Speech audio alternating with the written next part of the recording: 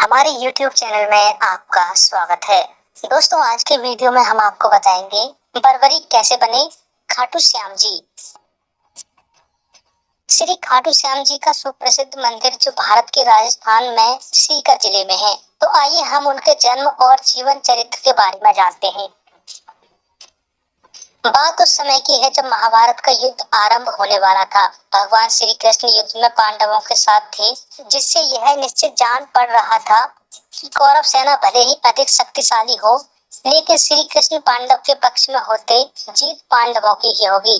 बर्बरीक घटोत्कच और नागकन्या मौरवी के पुत्र थे। पांचों पांडवों में सर्वाधिक बलशाली भीम और उनकी पत्नी हिडिंबा बर्बरीक की दादा दादी थे। कहा जाता है कि जन्म के समय बर्बरीक के बाल बब्बर शेर के समान थे, इसलिए उनका नाम बर्बरीक रखा गया।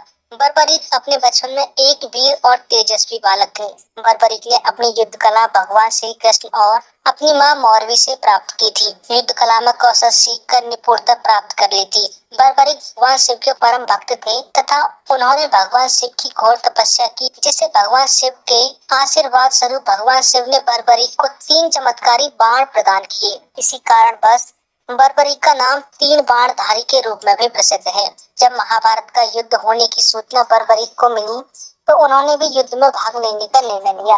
बर्बरीक अपनी माँ का आशीर्वाद लेने के लिए गए तो उनकी माँ ने उनसे पूछा कि वह युद्ध में किसकी तरफ से लड़ेंगे, और तब बर्बरीक ने अपनी माता को वचन दिया कि युद्ध में जो पक्ष कमजोर होगा वह उनकी ओर से लड़ेगा, और वह हारे हुए पक्ष का साथ देने का वचन देकर निकल पड़े। इसी वचन के कारण हारे का सहारा बाबा श्याम हमारा यह बात प्रसिद्ध हुई। भगवान श्री कृष्ण को जब बर्बरीक की योजना का पता चला तब वह ब्राह्मण का वेश धारण कर बर्बरीक के मार्ग में आ गए। तब ब्राह्मण बने श्री कृष्ण ने बर्बरीक का मजाक उड़ाते हुए प्रश्न किया कि वह मात्र 3 बाण लेकर युद्ध लड़ने जा रहा है, मात्र 3 बाण से भला कोई युद्ध कैसे लड़ सकता है। तब बर्बरीक ने ब्राह्मण बने श्री कृष्ण से कहा कि उनका ये एक ही बाण शत्रु की सेना को समाप्त करने में सक्षम है, और इसके बाद भी वह तीर नष्ट होकर उनके पास आ जाएगा। अतः उनके तीनों तीर के उपयोग से तो संपूर्ण जगत का विनाश किया जा सकता है। इस पर श्री कृष्ण ने बर्बरीक से कहा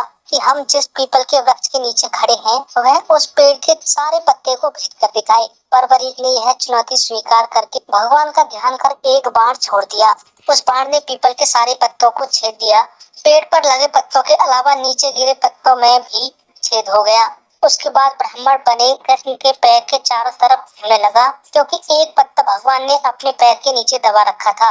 तब ये देख बर्बरीक समझ गए कि तीर उस पत्ते को भेदने के लिए ब्राह्मण के पैर के चक्कर लगा रहा है। बर्बरीक ब्राह्मण से बोले, हे ब्राह्मण, आप अपना पैर हटा लो, नहीं तो यह तीर आपके पैर को भेद देगा। श्री कृष्ण बर्बरीक के पराक्रम से प्रसन्न हुए। उन्होंने पूछा कि बर्बरीक, तुम किस पक्ष की तरफ से युद्ध करोगे। बर्बरीक बोले, उन्होंने लड़ने के लिए कोई पक्ष निर्धारित नहीं किया है, वो तो बस अपने वचन अनुसार हारे हुए पक्ष की ओर से लड़ेंगे। श्री कृष्ण यह सुनकर विचार मग्न हो गए, क्योंकि बर्बरीक के इस वचन के बारे में कौरव नहीं जानते थे। कौरव ने यह योजना बनाई थी कि युद्ध के पहले दिन वो कम सेना के साथ युद्ध करेंगे, जिसके कारण वह युद्ध में हारने लगेंगे, जिसके कारण बर्बरीक कौरवों की तरफ से लड़ने आ जाएंगे। अगर बर्बरीक कौरवों की तरफ से लड़ेंगे तो उनके चमत्कारी बाण पांडवों का नाश कर देंगे। कौरवों की योजना विफल करने के लिए ब्राह्मण बने श्री कृष्ण ने बर्बरीक से दान की इच्छा प्रकट की। बर्बरीक ने दान देने का वचन दिया। अब ब्राह्मण ने बर्बरीक से कहा कि उसे दान में बर्बरीक का सिर चाहिए। इस अनोखे दान की मांग सुनकर बर्बरीक आश्चर्यचकित हुए और समझ गए कि यह ब्राह्मण कोई सामान्य व्यक्ति नहीं है। बर्बरीक ने प्रार्थना की कि वो दिए गए वचन के अनुसार अपने शीश का दान अवश्य करेंगे, लेकिन पहले ब्राह्मण देव अपने वास्तविक रूप में प्रकट हो। इस पर श्री कृष्ण ने उन्हें बताया कि वह कृष्ण है। यह सच जानने के बाद बर्बरीक ने सिर देना स्वीकार कर लिया, लेकिन एक शर्त रखी कि वह उनके विराट रूप को देखना चाहता है तथा महाभारत युद्ध का शुरू से लेकर अंत तक देखना चाहता है। भगवान ने बर्बरीक की इच्छा पूरी की। सुदर्शन चक्र से बर्बरीक का सिर काटकर सिर पर अमृत का छिड़काव कर दिया और एक पहाड़ी के ऊंचे टीले पर रख दिया। यहाँ से बर्बरीक के सिर ने पूरा युद्ध देखा। महाभारत का युद्ध समाप्त हुआ और पांडव विजयी हुए। और युद्ध के समाप्त होने के बाद पांडवों में यह बहस होने लगी कि इस विजय का श्रेय किस योद्धा को जाता है।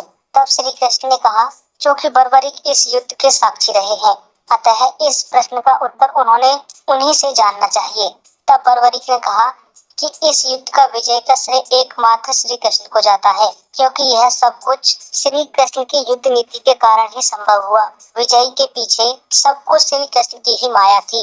बर्बरीक की इस वचन से देवताओं ने बर्बरीक पर पुष्पों की वर्षा की और उनके गुणगान गाने लगे। श्री कृष्ण वीर बर्बरीक की महानता से अति प्रसन्न हुए और उन्होंने कहा, हे वीर बर्बरीक, आप महान हैं। मेरे आशीर्वाद स्वरूप आप आज से ही मेरे ही नाम श्याम से प्रसिद्ध होंगे। कलयुग में आप कृष्ण अवतार के रूप में पूजे जाएंगे। और इस तरह से भगवान श्री कृष्ण का वचन सिद्ध हुआ। और आज हम सब देखते हैं कि भगवान श्री खाटू श्याम बाबा जी अपने भक्तों पर निरंतर अपनी कृपा बनाए रखते हैं। बाबा श्याम अपने वचन अनुसार हारे का सहारा बनते हैं। इसलिए जो सारी दुनिया से हारा सताया गया होता है, वो भी अगर सच्चे मन से बाबा श्याम के नाम को सच्चे मन से नाम ले और स्मरण करे तो उसका कल्याण अवश्य होता है। तो दोस्तों, आज के वीडियो में बस इतना ही।